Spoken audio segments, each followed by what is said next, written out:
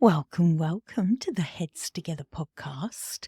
Ooh, I got something a bit different for you this week. I had the absolute pleasure of being interviewed by the wonderful Adele Kelly for her LinkedIn Live show, Pure Flow State. And I thought it'd be fun to share it with you this week because it was such a good conversation and I think you'll enjoy it. So if you would like to find out more about Adele, I'll pop the links you need into the show notes. But without further ado, let's dive into this super conversation. Hello and welcome to this week's episode of the Purely Flowing podcast. I'm Adele, I'm founder of Pure Flow State, and we specialize in sustainable brand strategy for purpose-led businesses. And the name Pure Flow State comes from the concept of flow state, which was coined by an Hungarian-American psychologist named Michal Csikszentmihalyi to describe a state of pure bliss when whatever it is that you're doing just absorbs your whole time. You don't notice time passing away, and you can do whatever it is that you're doing forever. And who wouldn't love that for their brand? And we work with brands to help them achieve that, working from the inside out, getting everything aligned so that they can connect with the people who need them on the outside. So these sessions are about talking to friends and business owners about how they get into the flow state and what their experience is of it. And hopefully everybody will get some inspiration in their life and their brand about how to be in harmony.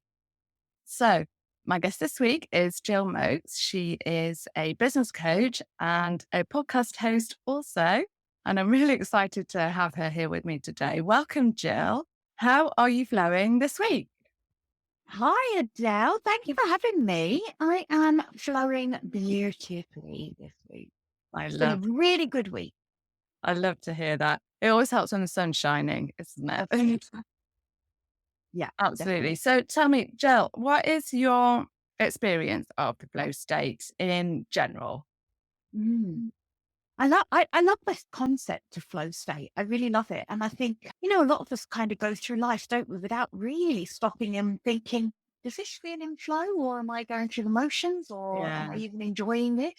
Yeah. And I think latterly, I'd say last sort of 10 years or so, I absolutely am so aware of when I'm in flow and when I'm not.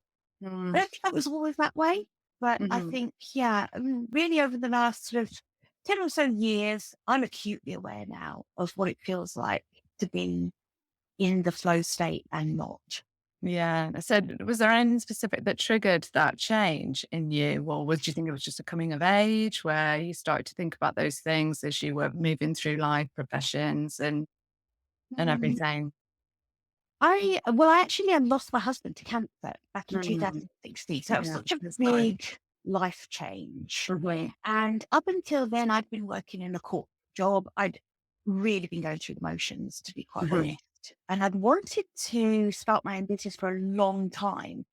But I did the thing that so many people do. I told myself this story that, well, I only know corporate insurance and there's nothing else I actually know how to do. So I'll have to do that forever, which wasn't true. But I suppose really since then, since making that really big decision, I quit my job with nothing else to go to. And and I think taking away the plan B makes you really good at succeeding with your plan A. Yeah.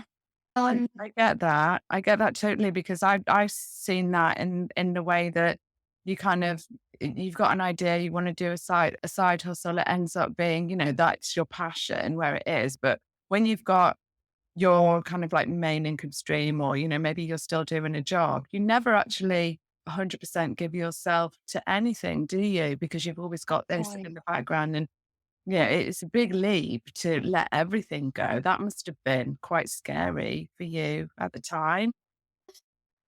Yes, it was. I can remember thinking, what am I doing? But do you know what? It was interesting. I actually think it made everything that came next easier for me because I was able to go all in Yeah. And I needed to make it successful.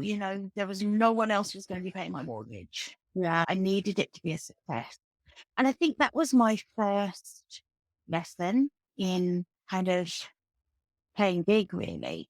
Albeit I can now see from where I am now, I can look back and think, actually, I didn't really play big with my first business. My first business was kind of like a modified version of what I really wanted to do. Okay. It was the kind of business so I didn't start as a business coach. I started as a virtual assistant. Okay. And I know now that was really my version of, well, I know I want to work remotely and I know I want to work online and I don't really care what I do. I just Yeah. want to be able to make some money. Yeah. And that business I really loved for a while because it was ticking those boxes of the freedom. And then this is like interesting of how aware you become when you're out of flow. Brilliant. And I suddenly thought, I've just literally created myself another job. Now I Yes. feel like I just have a job again. Yeah. I can hear. Yeah. But the only difference is I now have lots of different bosses. Yeah. So that was a little bit of playing small. And I think that was when I fell in love with coaching because I had an experience of coaching and realized that actually this changes everything. I can now do things that I never thought I would be able to do or even try. And I suppose that's led me to where I am now, which is where I get to help other women do that and play Yeah. bigger. And that is what really feels in flow for me. Yeah. And I totally hear what you're saying. That transition that you did was kind of still very much in the background, really, wasn't it? You're essentially running a business in a lot of senses, because there's lots of different types of virtual assistants doing lots of different things, but to the point where, you could be an online business manager, which is essentially running another business, really. There's a lot That's of what I strength. did. Yeah. I promoted myself one night by changing my email signature from VA to online business manager. That is the honest truth. And then when people say to me, so how did you make that leap from VA to online business manager to business coach? I'm like, well, I just changed my email signature again. I Yeah. just literally, and that was the honest truth. I just changed it. And for me, that was it. I am now a business coach. And since then, I've studied and I've become an accredited coach. But I think so often we really overthink what we have to do to make a big change. And actually, do you know what? Sometimes it is as simple as changing an email signature because you're the only one that needs convincing, really. Yeah. Yes. I mean, that's a whole topic in itself, isn't it? Really, like we are the only ones that need convincing of that because everybody else can see it somehow. We can't, or we deny it to ourselves because it's, especially as women, it's a big thing to take up space, isn't it? And it's a big thing to be visible as well. And, I've been honest about this week in a post, like, for me, I didn't want to be on social media. I felt extremely uncomfortable. And that was one of the reasons that I started this podcast as well. As I thought, how am I going to get over my fear or this block that I've got with visibility and, taking up space and being seen and being heard. I'm going to do a podcast and, and I absolutely love it. Now it's like, honestly, my favorite part of the week. I really, really love speaking to all these amazing people. But it's a thing. It's a thing. Do you see that a lot with your clients as well? Yeah, I think that this kind of, you hit the nail on the head there, really. This taking up space or claiming your space and being really courageous about showing up, I think is huge for women. I think we have to fight harder for our space. And I think it's harder for us to embrace visibility too. But that doesn't mean it's less important. It's probably more important for us too. Yeah. And that's something I work with clients on a lot. It's one of the most important things when it comes to building a business. There's all of the strategy that goes into building a business, but actually, you know what? Your personal brand and your thought leadership are really the things that are going to position you as someone where the clients and the work comes as almost as a side effect, as a byproduct of your own positioning. Yeah. As a leader, as a business owner. And I think for people like for yourself, Adele, you just said, you found that difficult, that stepping into that visibility. And we have to do that courageous thing, don't we? We have to make a choice that we're going to do it, even though it's uncomfortable. Yeah. Push through it. And coming out the other side, I see this all the time, stories like yours, where people are like, now it's my most favorite thing to do. And it's not easy. I remember like when I started my podcast, I'd been podcasting for a couple of years now. And I remember when I started, like just talking to what felt like talking to a green dot, because I wasn't, I was just doing solo episodes in the beginning. So I was just literally recording them, not going live like you do. I was just talking to a green dot for 40 minutes and thinking to myself, no one is going to hear this. That's the other thing, is like, you get all this courage to be visible, and then you're kind of acutely aware that your audience isn't flocking to you like you thought they were going. It's like, what? What do you mean I'm not in the top 10 best-selling podcast yet? What do you mean I'm not right under Stephen Bartlett? It's been 2 weeks. I've promoted it 3 times. I've talked about it within my limited circle. Why aren't I hitting this number? And then there's the other side of that, which is when you do the brave thing and you are courageously visible, and you do just have faith that if you keep showing up and if you keep putting your stake in the ground for your thing, the thing you stand for, this amazing thing happens. And that is that suddenly someone reaches out for the first time who you've never heard of before. They're not necessarily in your circle of connections, and they tell you how much they enjoyed a podcast episode, or that something that you've written, or an interview you've given. And that is like the first time that happens. Happened to me. I remember thinking, oh my God, now I really need to start doing my hair and makeup. But and then suddenly you realize that your reach is never what you think it is. You can't predict it, and you've just got to blindly have that faith to keep showing up and be brave. Yeah, and I think also it doesn't really matter what the reach is, because if one person takes something away, any of the episodes that I've published, and feels a little bit better, or feels seen or heard, or feels like they're inspired to go and do something themselves, then that's enough, really, for me, definitely. And it just takes one, and then you've got the ripple effect afterwards. But just going back to what you were saying earlier about having that courageous moment where you kind of make that decision that you're going to do this, you're going to push through, even though it's really scary.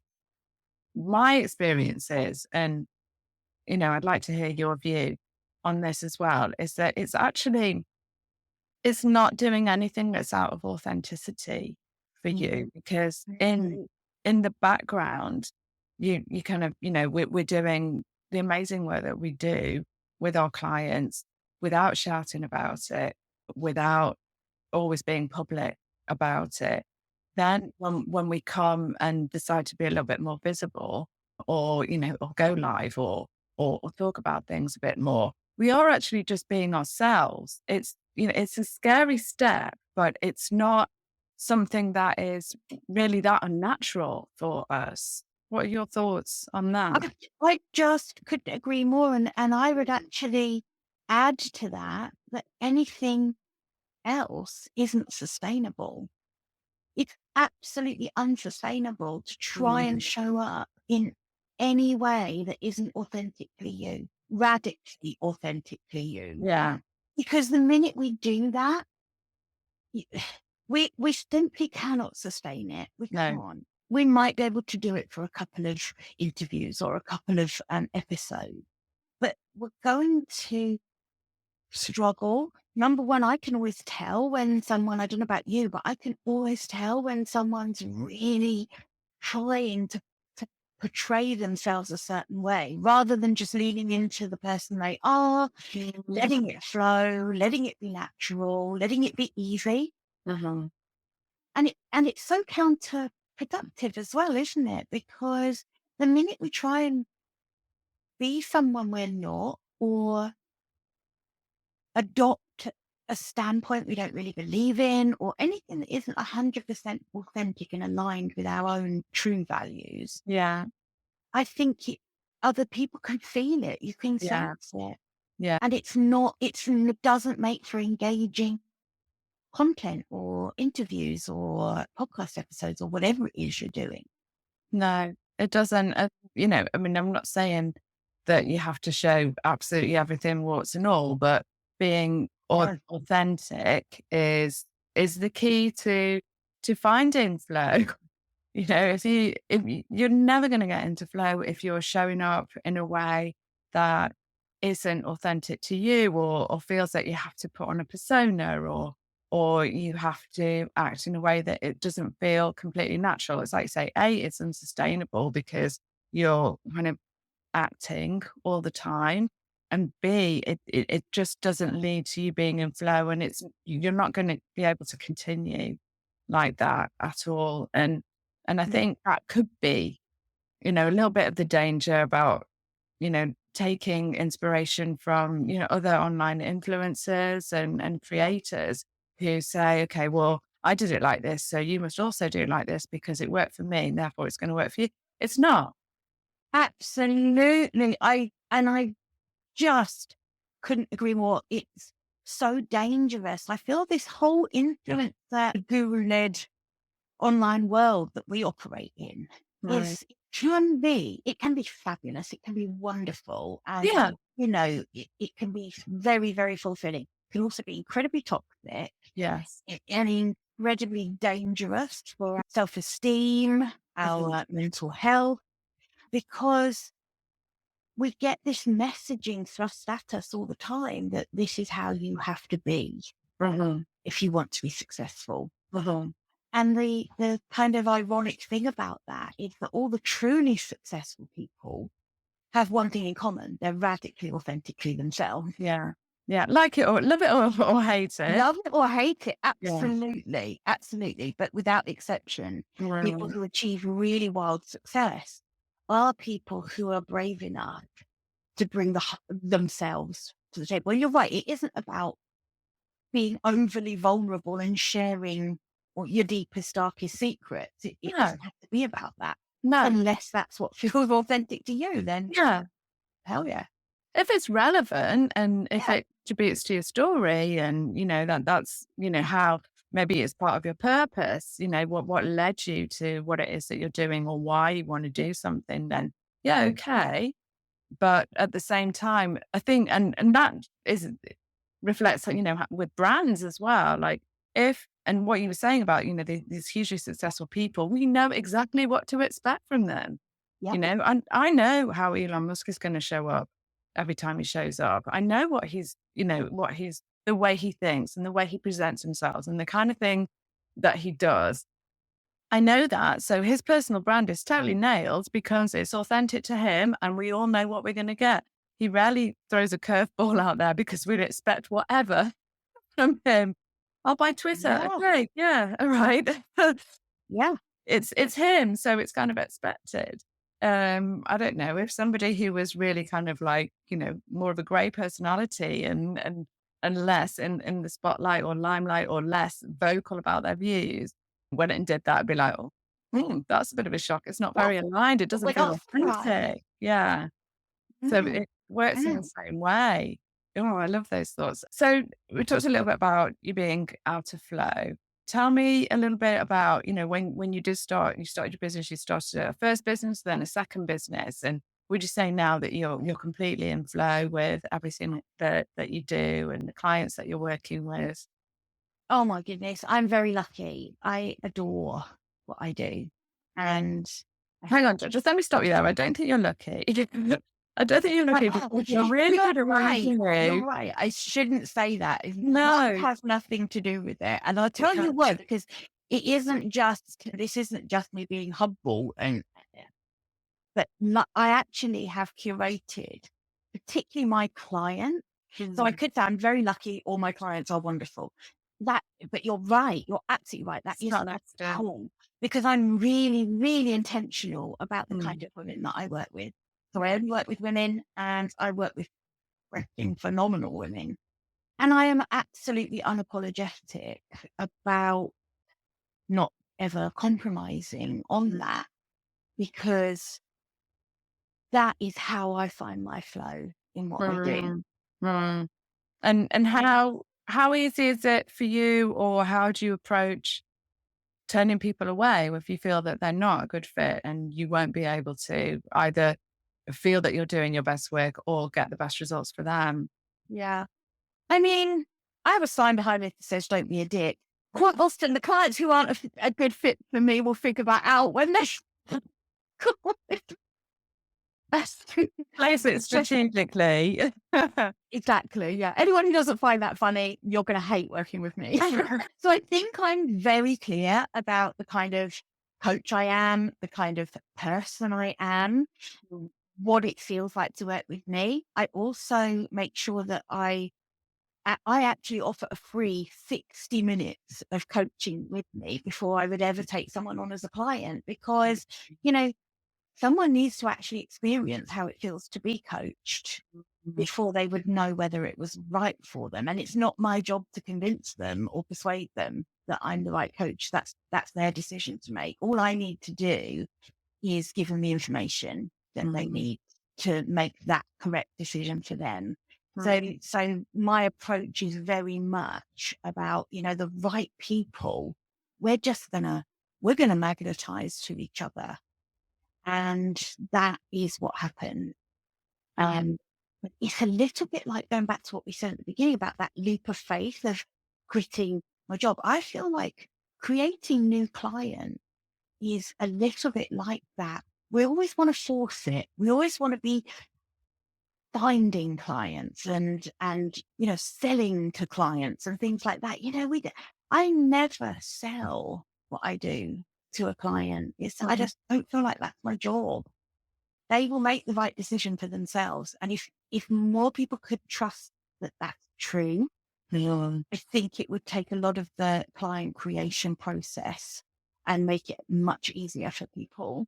Yeah, I mean, as a business owner, it's not our job to convince anyone about what to do, what steps to take. Is it? It's more about making them aware of, kind of bringing to the fore their situation as it is now, and potential for their situation to change and look a lot differently, which is more aligned with where they actually want to be. And, it's similar. The work that I do is very similar, and I can speak to a brand who says, we've got these dreams, we want to do this, we want to achieve that.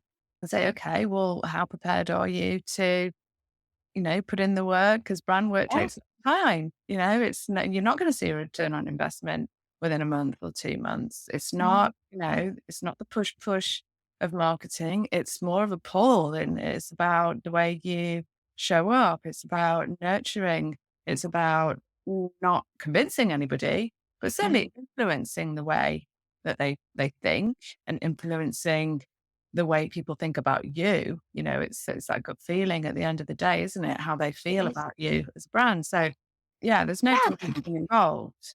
It is. And I think you're right. It's about how people feel about you. And you're right. I mean, that is very brand led, of course.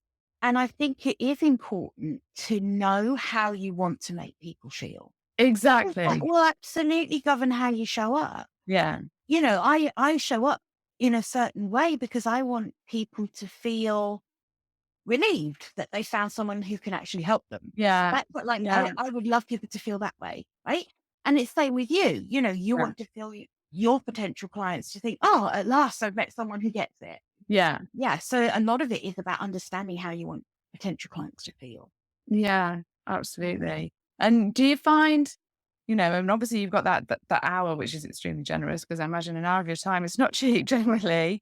Do you find do people understand the difference between being coachable and not coachable? Because that's the thing, isn't it, that happens with both mentors and coaches. Like some people just aren't coachable, or Right. they're not Yeah. willing to kind of let go of their existing beliefs and habits and the way they do Absolutely. things. Yeah. So I should probably caveat the generousness of my 60 minutes. First of all, and that is that there is like an application form that people will complete when they book a call. Yeah. So if I feel like from the outset, and I have very intentionally worded questions, and if I feel that I'm not going to be the right coach, I won't waste anyone's time. So I would tell them before that. But to your point of when people aren't coachable, I think that's such a good question. And I think a lot of people think that it's coaching that they want, but actually don't really understand what coaching is. And I think there are 3 different hats that business coaches tend to wear. And certainly I know I do. And one is the hat that's the consultant, that is really a do this thing next. Yeah. The mentor, which is, well, here's what I did, Yeah. and this is what worked for me. Yeah. And then there's the coach, which is really much more about asking open questions. You know, how would it make you feel if you did that? And I think it's understanding what each client wants from you as a coach or as a service provider of any kind, to make sure that the client is the right fit and that they are coachable. Why am I doing air quotes? What is potentially a podcast without sound? But we do have video, so hopefully people can see it. I do it on my own podcast all the time, and I don't do video. I only do audio, and I'm forever doing these little. You could go on American, go quote unquote. Exactly. Yeah. But I definitely have come across a few people who have been, it's been obvious to me that they're not going to be coachable in the way that I coach people. Yeah. And that will tend to be if they have a very fixed idea of what they are and are not prepared to do to grow their business. Yeah. And if what they are and are not prepared to do isn't in alignment with my ethics and values, then they're not going to get anything from coaching from me, because I'm not going to change my values to suit the way they want to do something. So I would always make that really clear. So that must be quite intuitive as well, though, because I know, like from personal perspective and personal experience, like sometimes if I'm really struggling with something, I just want someone to come in and tell me, just do this, just do it. Yeah, absolutely. And clients do. I do have, and sometimes that's the right thing. Yeah, it is up for me. Yeah, absolutely. Yeah, but I think it's really important as a coach that we are conscious of swapping those hats. Yeah, I love that. Yeah, because there are times when that is appropriate. And I think a business coach who never gives any advice is pretty redundant, because absolutely, if a client is seeking a business coach, it's unlikely that all they want is pure mindset coaching. Yeah. Most clients who want to work with a business coach really want a little bit of advice on what the best strategy for them would be. Yeah. But it is intuitive in terms of how you move between those two things, really. Yeah, and that also comes from the relationship that you've built with your clients, and it comes back to being in flow with the person that you're working with, doesn't it? Absolutely, because you've got that before. You've chosen each other, so to speak. Yeah. So there is that understanding and that relationship where they trust you to be offering them the best service at any given time, which might be the pure coaching, or it might be more of a mentorship role. Absolutely. Or that's just the way it works, isn't it? Yeah. And we co-create that solution together as well. Absolutely. It's something that we do. We work out together what's right. And you know what? It hasn't always been that way for me. I haven't always been as intentional as I am now about working with a perfect client. So, and this is another example of how different it can feel when you're out of flow. I know when I started coaching, I'd have said yes to anyone because I just wanted to have a paying client. And I have had experiences of clients I should never have said yes to, and it didn't feel good. And it taught me so much. It taught me so much around what a scarcity mindset can do for our businesses. Yeah. It taught me so much around having the courage to say no when I know that no is the right answer. That is, I mean, but that comes with time, doesn't it? Because I think it's not just a financial thing, what you're referring to. I think, yes, with starting a business, you kind of start saying yes to who you need to say yes to because you're thinking about, okay, well, this business needs to work. Otherwise, it's not going to survive. But at the same time, it's perhaps a little bit about confidence, isn't it?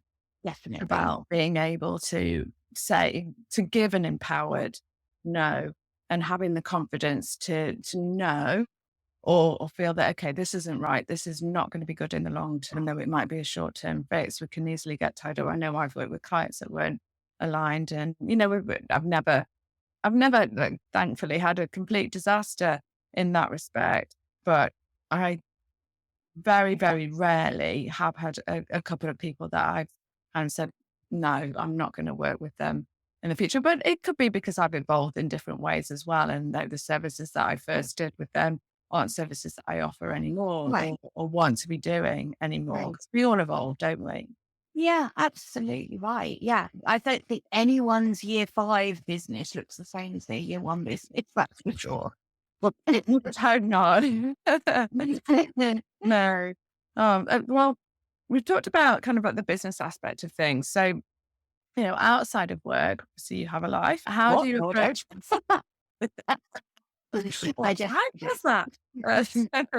How do you approach getting into flow outside of business? Well, it is all related, isn't it? Because if you're out of flow in one aspect of your life, it's very, very likely that you're going to be out of flow in other aspects of your life. So, what do you make sure to do to ensure that ecosystem of Jill's life is all flowing? You know what? Someone said to me a while back that it's not work-life balance really to seek. Balance is the wrong word. It's harmony. And I thought that is such a really good way of looking at it. Yeah. Because balance is where you're kind of trying to make them even. Yeah. So if I'm having a long day at work, then I need to take tomorrow off because I've got to balance it out. Yeah. Yeah. And I don't look at it like that at all. So if I'm really in show with work, I'll go all in. I will absolutely burn the candle at both ends, and I'll sit at my desk for way too long. But I'm loving every minute of it, and it feels really good. Yeah. But the harmony of that is that I also know that that's not sustainable or healthy, and I will definitely make sure that I harmonize that with looking after myself outside of work, with making time for people as well. And so I definitely don't beat myself up anymore about trying to find a balance. And that has changed my outlook on it a lot. I think we all know when things aren't harmonious. I think we know when we're giving too much to one area of our life. And sometimes for me, it's work I'm giving too much to. And sometimes actually it's socializing that's getting too much, or it's my son and who's getting too much. But generally speaking, I'm pretty good now at getting a harmony that works for me. Yeah. And I know that because I can feel it. Intuitively, I know that it's feeling good. And it doesn't. And that's when I need to make a change. Have you ever done that? Is it the wheel of life? Have you ever done that where? Oh yeah, I do it with clients sometimes as well, actually, because it's really like you said before. It's never just about business. No, there is no business coaching without life coaching too, in a way. There isn't, is it? But we'll come in, and I know that I can say this from experience. Approach coaching. Well, yeah, I want to get my business here, and I want to be working on this, but actually, that's not the. You're right. Absolutely right. Yeah. It's something that it is kind of like under the surface. It's lurking there, and that is what is stopping me from doing what I want to do in my business. It's not a sit down at your desk and take action. issue. It is deep-rooted patterns that have built up over years and years of life and decades of doing things in a certain way. Yeah. Absolutely. Sometimes the clients come to me and they really know exactly what they want from their business, Mm. and they know how to do it. Yeah. Often the problem is they don't believe they're capable of executing it. Mm. Yeah. But they don't know that. That's kind of like lingering in the background. They would never come to you with that specific ask, would they? Help me believe that I can do this. Yeah. Yeah. And I think that's another one, I don't know if this happens to men as well, because I'm not a man, but I know for women that kind of asking for help for yourself Mhm. is a very difficult ask. Asking for help in the guise of, I can do this for my business, that's okay. Right. I'll invest in my business. Oh, absolutely. When I invest in myself, that's a bigger ask. Yeah. And You're I think right. that happens to women a lot, doesn't it? You see that. Yeah, absolutely. Mm. And I always say to women who struggle with that, if you're expecting clients to invest in you, you need to be investing in yourself at least the same level that you're expecting clients to invest in you. This is true. That's so important, actually. Yeah. Yeah. It is, isn't it? Because, we are, it's a journey, it's daily work. It's daily work, getting up and evolving and moving forward. Nobody wants to stay static. It's not like, okay, well, I've done that course. That's it now. I'm all sorted. Mindset's great. Switched on. Let's go. It's It's not. definitely not. I wish it was. I know. If it was like that, I'd be out of a job. But you're right, it isn't like that for anyone. Anyone, someone looks like they've got their shit together. No. Everyone has to do the daily work. Yes. Yeah, And they if can they do want to their succeed, and if they want to progress and move Absolutely. forward. Yeah. Yeah. Right. And it's okay. It's okay to admit that, isn't it? And it's okay to be doing that. Definitely. Definitely. Oh, Jill, this has been lovely. So tell me, what advice would you have for people who are feeling out of flow, either in their life or in a harmonious way, in their business life, anything, one particular point? What would your advice be? You know what my advice would be is there is such a power in silence. Oh, So I've found that for me, when there's a lot going on and I'm feeling maybe overwhelmed or something's not feeling right, I know I'm not in flow, but I don't necessarily know what it is. I will literally sit. I've got that yellow chair that I will sit in a chair and I will turn everything off. I will turn my phone off, computer off.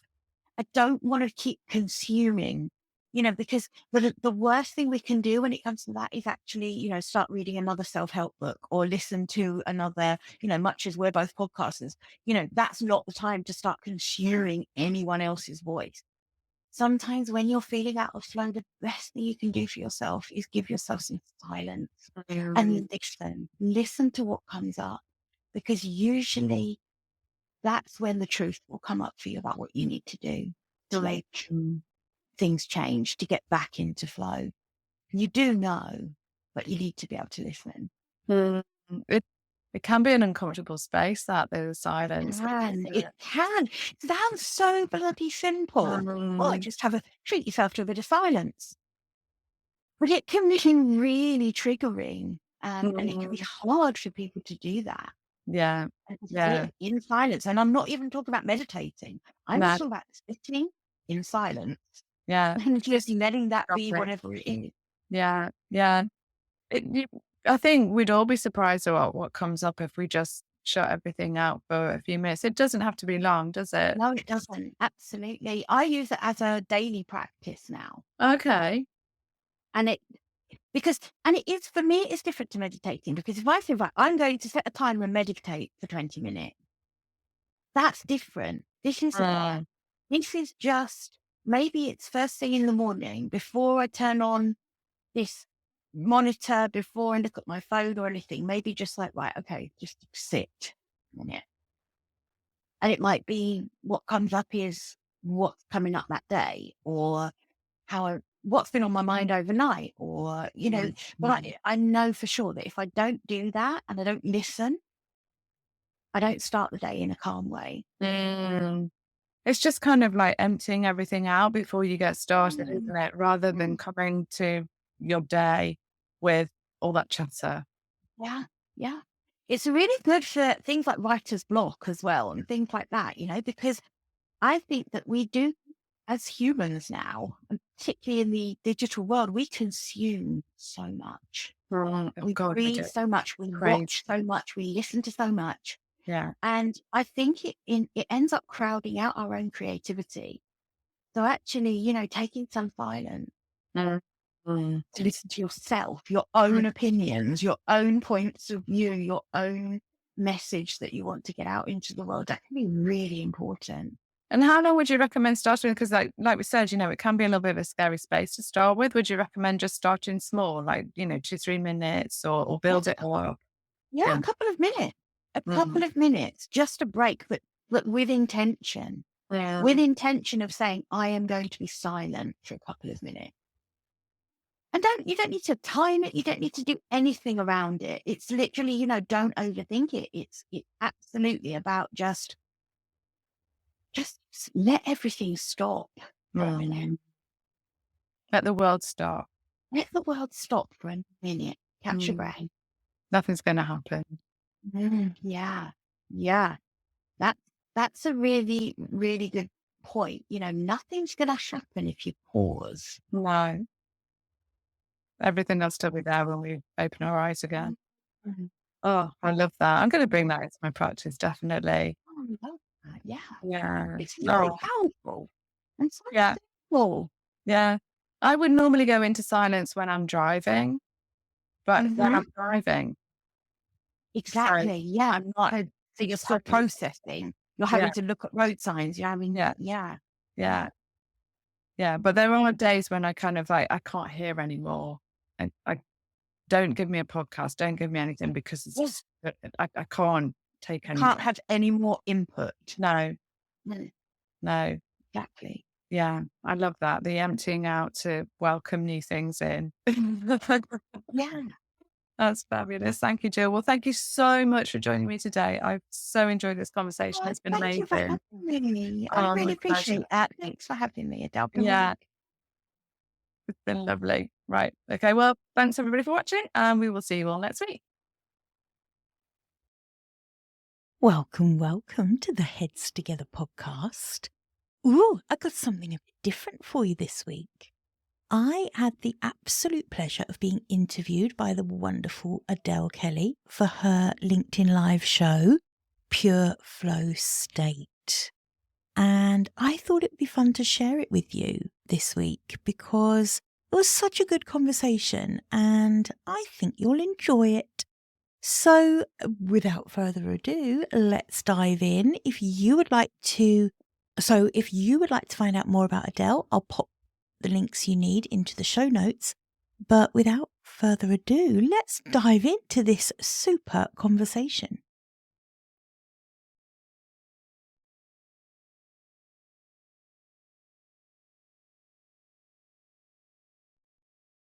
Welcome to the Heads Together podcast. Ooh, I got something a bit different for you this week. I had the absolute pleasure of being interviewed by the wonderful Adele Kelly for her LinkedIn Live show, Pure Flow State. And I thought it'd be fun to share it with you this week because it was such a good conversation and I think you'll enjoy it. So without further ado, let's dive in. If you would like to find out more about Adele, I'll pop the links you need into the show notes. But without further ado, let's dive into this super conversation.